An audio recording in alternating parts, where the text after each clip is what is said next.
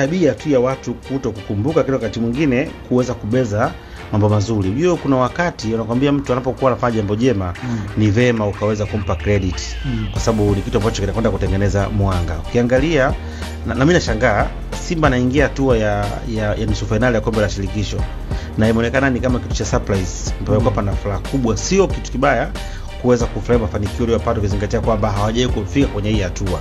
Lakini ndio hao ambao walikuwa wanabeza hili kombe kwamba sio kombe, sio chochote kitu, ni kombe la kawaida, ni kombe la watu ambao hawana uwezo, walifika mbali zaidi kuweza kuzungumzia. Lakini leo hii wakiwa bado wamebakia na hatua moja mbele kufikia ambako wenzao walifikia, tayari imekuwa ni kama kitu kikubwa kwao. Kwa hiyo manangu nini?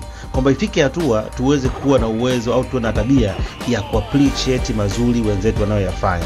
Jana nilikuwa nasikia wazungumza Simba amefanikiwa sana msimu kwa maana kwamba ameweza kufika